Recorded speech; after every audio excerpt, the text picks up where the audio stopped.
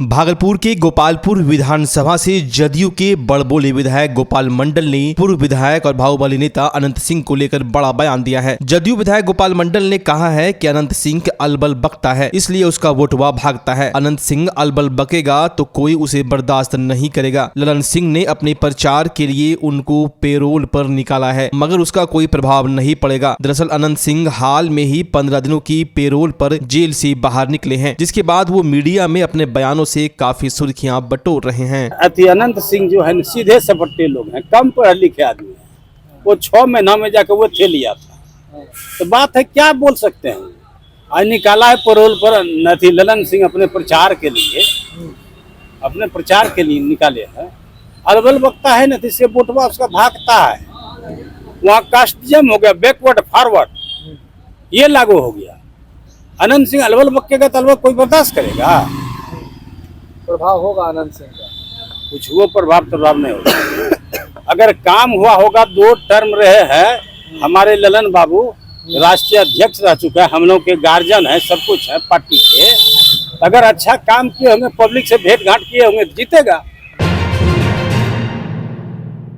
कहते हैं जब सच्ची लगन और इच्छा शक्ति हो तो कोई भी लक्ष्य बड़ा नहीं होता। इस बात को साबित कर दिखाया है भागलपुर के कटहलबाड़ी के रहने वाले राहुल राज ने। संघ लोक सेवा का परिणाम बुधवार को जारी हुआ। इसमें भागलपुर जिले के रहने वाले राजकुमार चौधरी के पुत्र राहुल राज ने 143वां रैंक हासिल किया है। राहुल का वन प्रमंडल पदाधिकारी के पद पर चयन हुआ है। राहुल की मां ललिता देवी आंगनबाड़ी केंद्र में सेविका है और राहुल के पिता छोटे व्यापारी हैं। राहुल का चयन होने के बाद माता पिता और बुजुर्ग दादी भावुक हो गए। आपको बता दें राहुल राज का यह छठा प्रयास था। राहुल राज ने कहा कि इंसान को खुद पर भरोसा रखते हुए कोशिश जारी रखनी चाहिए और असफलता से घबराना नहीं चाहिए। रूटीन के साथ गोल पर फोकस कर पढ़ाई करनी चाहिए। एक दिन सफलता जरूर मिलेगी। किसी भी छात्र को असफलता से घबराना नहीं चाहिए। राहुल की इस सफलता के बाद राहुल की मां ललिता देवी ने कहा कि आज हमें बहुत खुशी मिली है। आज हमारे बेटे का चयन वन प्रमंडल पदाधिकारी के रूप में हुआ है। वहीं राहुल राज के पिता राजकुमार चौधरी ने कहा कि हमें बहुत गर्व हो रहा है। हमारा बेटा इस लायक बन गया, अब हमें किसी तरह की कोई परेशानी नहीं होगी। बहुत इच्छा थी कि हमारा बेटा कोई पदाधिकारी बने और आज हमारा बेटा राहुल ने वो कर दिखाया। शुरू में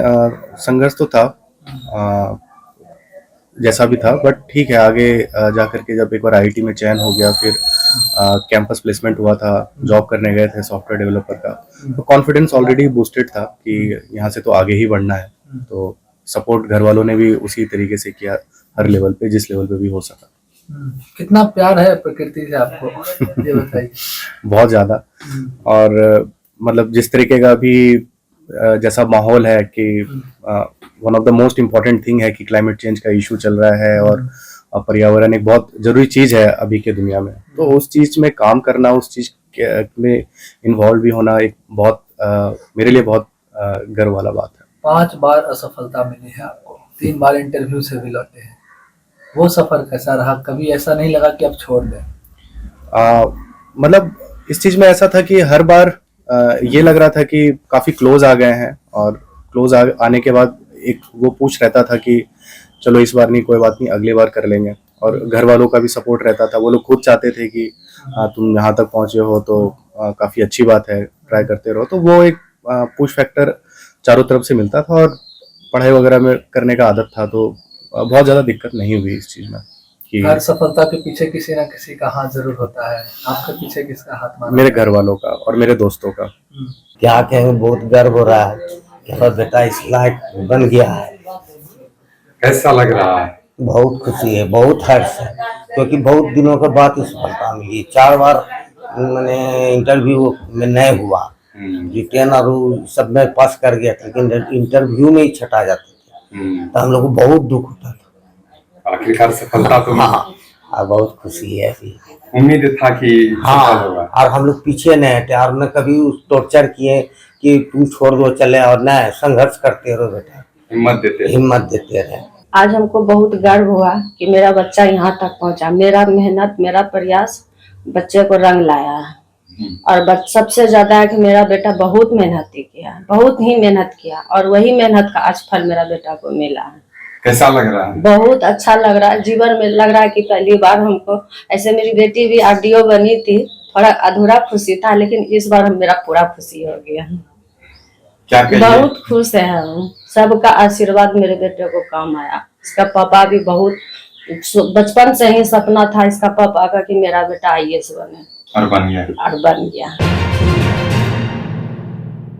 जिसने जीवन भर जीने मरने की कसमें खाई, अब वही पति बना पत्नी की जान का दुश्मन। कहते हैं शादी में 7 फेरे लेते समय पति पत्नी जीवन भर साथ निभाने और जीवन भर रक्षा करने की कसम खाता है, पर आज वही पति पैसे के लोभ में अपनी पत्नी की जान का दुश्मन बन बैठा है। जी हाँ, यह पूरा मामला भागलपुर की बाखरपुर का है, जहाँ बिहार पुलिस की नौकरी लगते ही पति ने पत्नी को जान से मारने की धमकी देते हुए घर से निकाल देने की धमकी देने लगा। पूरा मामला भागलपुर की सहायक थाना बाखरपुर क्षेत्र अंतर्गत सामने आया है, जहां रंजीत कुमार नामक युवक होम गार्ड में नौकरी लगते ही अपनी पत्नी को जान से मारने की धमकी देने लगा। अब पत्नी प्रशासनिक कार्यालय के चक्कर लगा रही है और न्याय की गुहार लगा रही है। यहाँ आपको बता दें कि सोनम कुमारी की शादी 11 मई 2022 में बाखरपुर थाना क्षेत्र के रंजीत कुमार नामक युवक से हुई थी। शादी के कुछ ही दिनों बाद रंजीत के द्वारा सोनम से दहेज की मांग की जाने लगी और नहीं देने पर घर से निकाल देने व जान से मारने की धमकी देने लगा, जिसके बाद सोनम ने रंजीत को और उसके घर वालों को 1.5 लाख रुपए अपने पिता से लाकर दिया था, मगर उसके बाद दहेज लेने का सिलसिला नहीं थमा और रंजीत सोनम से पैसों की डिमांड लगातार करने लगा। 2 महीने बीत जाने के बाद फिर एक बार रंजीत ने सोनम को 50,000 अपने पिता से मांगने को कहा, जिस पर सोनम के पिता ने इनकार जताया तो रंजीत के द्वारा अपनी पत्नी सोनम पर केरोसिन छिड़क कर जान से मारने का प्रयास किया गया। हालांकि सोनम समय रहते वहां से भाग निकली और अपने ननिहाल पहुंच गई, जिसके बाद थाना पहुंचकर लिखित आवेदन दी। हालांकि अभी तक प्रशासन के द्वारा किसी प्रकार की ठोस कार्रवाई नहीं की गई है। हालांकि सोनम ने बताया कि रंजीत ने दूसरी शादी प्रियंका नामक एक लड़की से कर लिया है, जिस पर इतराज जताया तो सोनम को जान से मारने की धमकी दी जा रही है। सोनम अब वरीय पुलिस अधिकारियों के कार्यालय का चक्कर काट रही है। मेरा शादी बाखरपुर में हुआ है।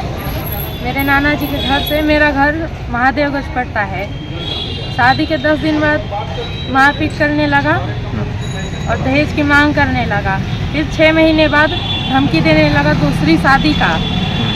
अब तक धमकी दे रहा था तो जाकर हमने निवेदन दिया थाने में। उसके बाद दूसरी शादी कर लिया है।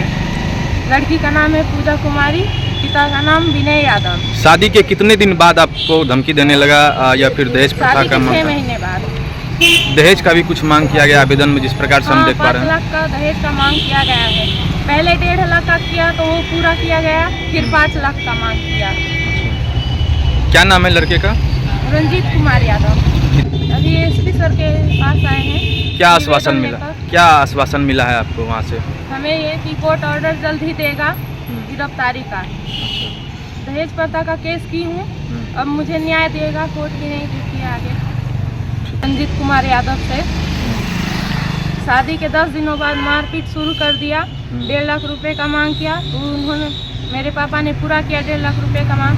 फिर 5 लाख रुपए का मांग करने लगा 1-2 महीने बाद। नौकरी लग जाने के बाद होमगार्ड में, तो फिर जान से मारने का भी कोशिश किया मेरे साथ। उसको जान से मारने चला था, मैं कैसे भी बच के अपने नाना के घर चली गई। पास में ही था मेरे नाना का। लड़का क्या करता है? होमगार्ड में नौकरी लगा था, लेकिन घर में ही रहता है।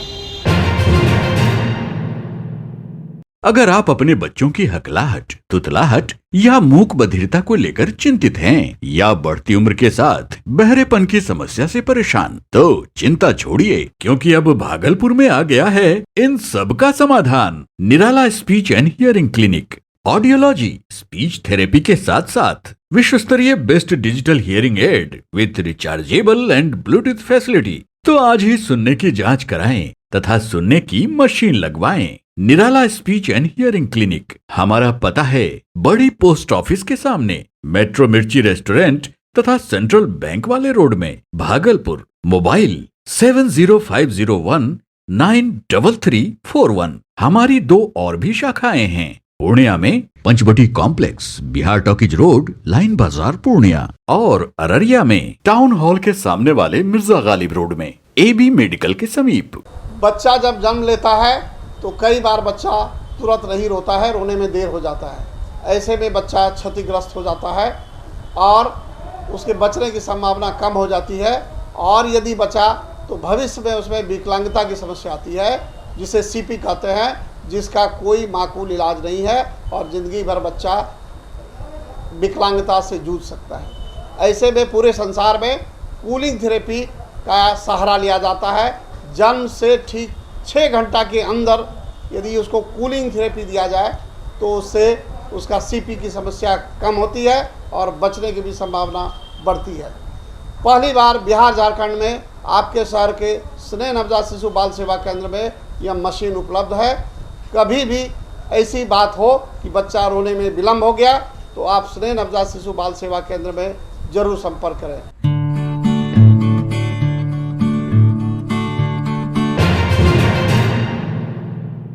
भागलपुर के सदर अस्पताल परिसर में पुरानी खड़ी एम्बुलेंस की गाड़ी में एक बार फिर से अचानक आग लग गई। आग लगने से एम्बुलेंस गाड़ी धू धू कर जल गई। घटना की सूचना मिलते ही प्रभारी चिकित्सा पदाधिकारी डॉक्टर राजू कुमार आशुतोष मौके पर पहुंचे और अग्निशमन विभाग को सूचना दी। इसके बाद अग्निशमन विभाग की गाड़ी मौके पर पहुंची और आग पर काबू पाया गया। बता दें, कुछ दिन पहले भी सदर अस्पताल परिसर में खड़ी पुरानी एम्बुलेंस की गाड़ी में आग लग गई थी, जिसमें से कई एम्बुलेंस की गाड़ियां जलकर खाक हो गई थी। यह जो तस्वीर आप देख रहे हैं यह कोई नई तस्वीर नहीं है। हर साल भागलपुर में बारिश होते ही ऐसा मंजर आपको देखने को मिलेगा। तस्वीर भागलपुर के दक्षिण क्षेत्र की है, जहां हर बारिश में लोग इस परेशानी से जूझते हैं। इस सीजन की पहली बारिश और पूरा शहर नाले के पानी से भर गया। लोगों को आने जाने में काफी परेशानियों का सामना करना पड़ा। सड़कों पर पसरे नाली के पानी से होकर लोग अपने स्कूल, कॉलेज, दफ्तर जाने को मजबूर हुए। इस सीजन की पहली बारिश ने नगर निगम की पोल खोलकर रखती है। एक तरफ जहां लाखों रुपए नगर निगम की ओर से नाले के गाद की उड़ाही के लिए खर्च किए गए हैं, वहीं जमीनी स्तर पर इसका कुछ भी असर नहीं दिख रहा। लोग परेशान हो रहे हैं। तिलका मांझी भागलपुर विश्वविद्यालय में शैक्षणिक गतिविधियों को दुरुस्त करने, मूलभूत सुविधाओं को दुरुस्त करने और भ्रष्टाचार एवं कुलपति के विरुद्ध छात्र विरोधी नीतियों के खिलाफ लगातार चल रहे आंदोलन की कड़ी में आज विश्वविद्यालय के प्रशासनिक भवन के सामने कुलपति के खिलाफ हवन यज्ञ किया गया। इस प्रदर्शन में अखिल भारतीय विद्यार्थी परिषद के दर्जनों पदाधिकारी व छात्र मौजूद थे। वहीं प्रदर्शन कर रहे छात्रों ने कहा कि यह हवन यज्ञ भ्रष्ट बुद्धि वाले कुलपति को सद्बुद्धि देने, विश्वविद्यालय में मूलभूत सुविधाओं को दुरुस्त करने और विश्वविद्यालय की शैक्षणिक गतिविधियों को दुरुस्त करने के लिए किया जा रहा है। कुलपति की जिस तरह से बुद्धि भ्रष्ट हो गई है, आज हम लोग का ये हवन उनके बुद्धि को ठीक करने के लिए, साथ ही हमने संकल्प लिया है पूजा के पूर्व में ही कि इस कुलपति को जब तक भगाऊंगा नहीं तब तक हम लोग चैन से नहीं बैठेंगे। आप देखेंगे कि हम लोग पूजा शुरू कर रहे थे, पूजा में असुरी शक्ति जिस तरह से बाधा डालने आती है उस तरह से यहाँ के प्रॉक्टर ने आकर हमें रोकने का कार्य किया। उस असुरी शक्ति को भी हम लोग बाहर करेंगे। आने कहते हैं विद्यावान गुणी अति चातुर राम कार्य करवे को आतुर। ये विद्या का काम है, ये राम का काम है। इस काम को करने के से हमें कोई रोक नहीं सकता है। किसी के लिए बुद्धि की सोचिए, हमें शालीनता है, आज कुलपति की बुद्धि को ठीक करने के लिए हम लोग आंदोलन कर रहे हैं। इसको रोकने का क्या कार्य? हमें लगता है उनके अगल बगल जो उनके चाटुकारी जिस तरह से पदाधिकारी हो वो चाहते ही नहीं है उनका वृद्धि हो। उनके आड़ में कहीं ना कहीं अपने पॉकेट को भरने का कार्य जिस तरह से कोई इस विश्वविद्यालय के सभी पदाधिकारी कर रहे हैं वो दुर्भाग्यपूर्ण है। इसे कुलपति को भी समझना चाहिए। कुलपति आज कुल के पतित हो चुके हैं, छात्र के भविष्य को रोंदने का कार्य कर रहे हैं। इस रोंदने के कार्य को उन्हें सबक सिखाने के लिए विद्यार्थी परिषद का हर कार्यकर्ता मैदान में आ चुका है। भागलपुर में अपनी ही जमीन पर कब्जा पाने के लिए एक बुजुर्ग थाने से लेकर नगर पुलिस अधीक्षक के कार्यालय का चक्कर काट रहा है। दरअसल महेश यादव बड़ी खंजरपुर थाना बरारी का रहने वाला है। इनकी जमीन बड़ी खंजरपुर में स्थित है, जिसका म्यूटेशन महेश यादव के नाम से ही है और उनके द्वारा उक्त जमीन का हर वर्ष लगान भी जमा किया जाता है। इसके बावजूद महेश यादव के छोटे भाई अनिल यादव और उनकी पत्नी के द्वारा महेश यादव की जमीन पर अवैध रूप से घर बना लिया गया है। और जब महेश यादव के द्वारा जमीन को खाली करने के लिए बोला जाता है तो महेश यादव एवं उसके परिवार के साथ मारपीट की जाती है। महेश यादव ने बताया कि जब इस पूरे मामले को लेकर बरारी थाने में आवेदन दिया गया तो महेश यादव को थाने से भगा दिया गया। इसके बाद थक हार कर नगर पुलिस अधीक्षक के कार्यालय में इन्होंने आवेदन दिया है। अब देखने वाली बात यह होगी कि कब तक महेश यादव को न्याय मिल पाता है। अनिल यादव उनका डलिया कर रहा था, हम गए हमसे मारपीट 20 साल पहले बंटवारा हो चुका है। थाना पर भी गए तो हमसे मारपीट किया। थाना पे भी मारपीट किया? थाना पे कौन मारा? थाना धमकी दे को भगा दिया था। यहाँ से किलो अभी कहाँ आए आप? अभी कहाँ पे आए आवेदन देने? अभी एसपी साहब के पास। भागलपुर की नाथनगर में ठनका गिरने से एक युवक की मौत हो गई। मामला नाथनगर के बहिहार का है, जहां युवक शौच के लिए गया था, वहीं यह घटना घटित हुई। घटना घटित होते ही परिजन घटनास्थल पर पहुंचे और आनन फानन में उसे अस्पताल ले जाया गया, जहां चिकित्सकों ने उसे मृत घोषित कर दिया। मृतक की पहचान नाथनगर के हरदासपुर के रहने वाले देवनारायण मंडल के रूप में हुई है। घटना के बाद पुलिस ने सबको अपने कब्जे में कर लिया है, वहीं परिजनों का रो रो कर बुरा हाल है। कखनी लगलो ठनका? अभी 8-9 बजे। की नाम छे जकरा ठनका लगले? हां की नाम छे ओकरा जकरा ठनका? देवनारायण। कितना उम्र होते? उम्र 17-18। तो रोके छ हमरा बेटा के लोहिले झड़ा फिरले। झड़ा फिरे के आवे ले गांव घुसल थोड़े दूर रहे ठनके ठनका में खत्म हो गया। ठनका से हां। क्या बच्चा रहे? एक ले गेलो ले जा फिर कम बाहर में जा कमाए जाए, बाहर उस कमा के लो ले वही अकेले कमाए वाला रहे? कमाए वाला तो बाहर में 3 गो छे। ई कमाए कैलो आर 2 ठो अंगने वाला छे। कहिया आइलो रे? करीब 15 दिन होलो तेला। कहां कमाए ना? सिकंदराबाद। में घर कटी ले लो केकरो से मिलाइ ले ना ऐसा ही लो लेके आवे जा छे घरे पे। हाँ घर तो फनु जेबो तो के लिए तो बाबा लो से रही जो रुका तो फरू दिया बातों में।